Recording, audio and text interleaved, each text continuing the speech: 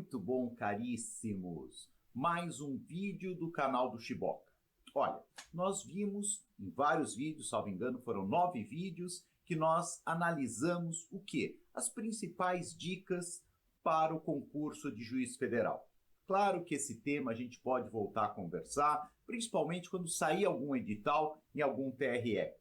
Mas agora, nos próximos vídeos, eu queria inaugurar questões controvertidas de direito tributário e direito previdenciário, que são as matérias que eu tenho uma especialidade, tenho um gosto maior, uma experiência maior, acho que posso colaborar um pouco com vocês. Olha, hoje, para começar, eu queria falar de direito tributário.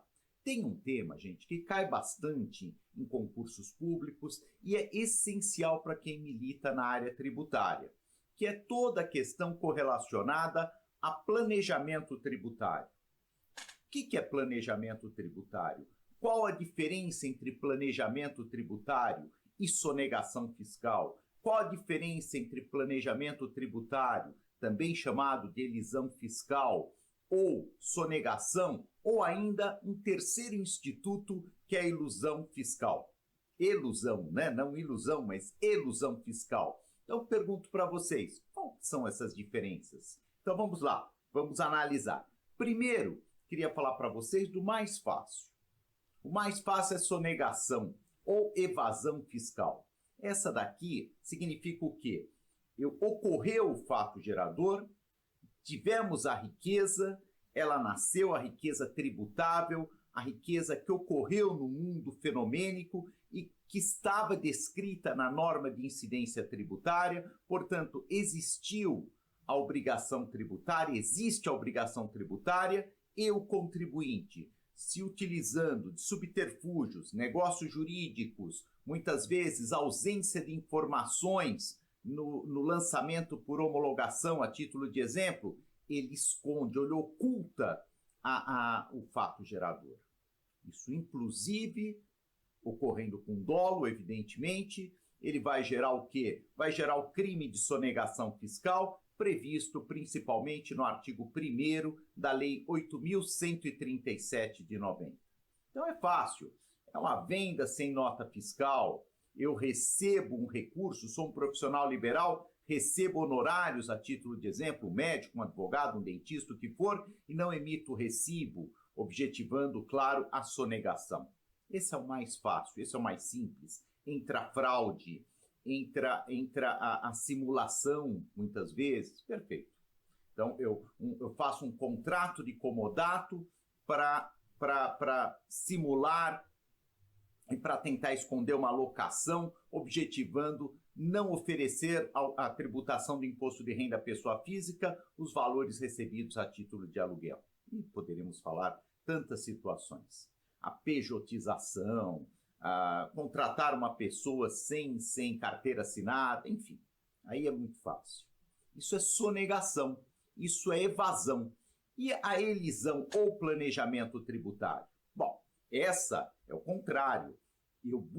Eu contribuinte, busco o quê? Busco a redução da carga tributária ou, inclusive, a exoneração naquele ato concreto da incidência tributária ou, eventualmente, a postergação, o adiamento do recolhimento de um tributo, mas sempre um benefício dentro da lei, me valendo, por exemplo, de uma brecha legal, evitando a ocorrência do fato gerador. Esse é o principal. Então, posso me valer de tantas formas. Eu posso, por exemplo, ter uma folha de salários na minha empresa um pouco menor, mas dar benefícios não tributáveis. Por exemplo, previdência privada. Então, ofereço um plano coletivo de previdência privada para os meus trabalhadores, mas eu não dou aumento, porque o aumento, o valor da folha, é tributável pela Previdência. Por outro lado, a previdência privada, esse valor, que é um benefício, um salário indireto, não é tributado. Ou eu dou o quê? Um vale-refeição de maior valor e um salário um pouco menor. Isso está absolutamente dentro da lei. Isso é planejamento tributário legal. Isso é elisão fiscal. Poderíamos falar também em tantas outras hipóteses. Talvez hoje o que gera mais debate é a chamada elusão fiscal, ou abuso das formas, que nada mais é que o planejamento tributário abusivo, que está correlacionado com o tema do abuso do direito. Por quê, gente? Qual que é a ideia? Parece uma elisão, porque eu fujo da ocorrência do fato gerador por meio normalmente de um negócio jurídico, mas esse negócio jurídico, ele é o quê? Ele é vazio, ele não possui nenhum conteúdo econômico. Essa é a questão. Nenhum propósito empresarial, propósito comercial. Aí é que está a questão. A título de exemplo, eu quero vender uma casa para você. Então, o que eu faço? Eu tenho 300 mil reais, você tem a casa. Nós criamos, a título de exemplo, uma empresa, eu integralizo o capital com a casa, você integraliza com o dinheiro ou vice-versa, pouco importa. Nós nada realizamos, esse negócio é um negócio vazio, um negócio apenas no papel. Pouco tempo depois, liquidamos essa empresa. Um fica com a casa, o outro fica com o dinheiro, objetivando o quê? A não incidência do ITBI, porque aí ocorreria em tese a imunidade do ITBI, Imposto de Transmissão Intervivos, perfeito? Então, aí você pode falar, puxa vida, mas não houve conteúdo econômico. Vocês não queriam, não tinham affectio societatis nenhuma, não queriam empreender, queriam apenas usar subterfúgios, talvez de forma abusiva, para não recolher um tributo. Será que isso pode? Aí é que a jurisprudência, seja no âmbito administrativo, por exemplo, o Conselho Administrativo de Recursos Fiscais, o CARF, seja na próprio Poder Judiciário, aí sim, claramente, nós não temos uma certeza, não temos um caminho. Mas, olha que interessante, agora começou o Supremo Tribunal Federal a julgar a constitucionalidade de um dispositivo do Código Tributário Nacional que talvez nos dê algumas diretrizes com relação a essa questão da ilusão fiscal. Eles estão julgando, o Supremo Tribunal Federal começou a julgar bem recentemente o quê? A constitucionalidade do parágrafo único do artigo 116, que fala que basicamente, em tese, é chamada norma antielisiva. Seria uma norma que objetiva o quê? Objetiva limitar ou restringir o planejamento tributário abusivo.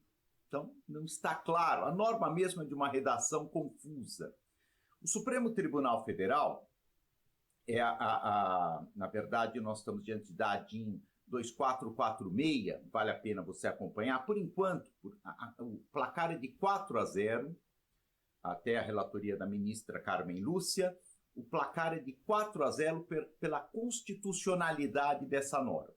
Mas, gente, em face da redação, que é um pouco barroca, um pouco confusa, que admite mais de uma interpretação, muito mais do que afirmar se a norma é ou não constitucional, o melhor vai ser o Supremo realizar uma interpretação conforme a Constituição, ou seja, quais interpretações desse dispositivo estão de acordo com a Constituição. Vale a pena a gente acompanhar. Vale a pena, com certeza, a gente acompanhar, não tanto pela constitucionalidade, porque eu não vejo nenhuma inconstitucionalidade, embora parte da doutrina assim observe.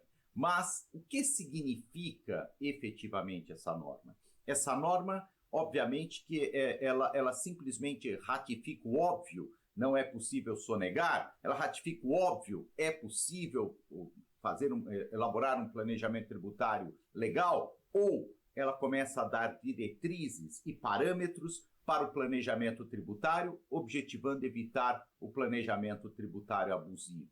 Temos que esperar. Espero que vocês tenham gostado. Esses 3 institutos são super importantes. Eventualmente, depois da decisão do Supremo, ou em outro momento, a gente volta a falar desse tema, tá bom? Desejo aí uma ótima semana para todos e até a próxima.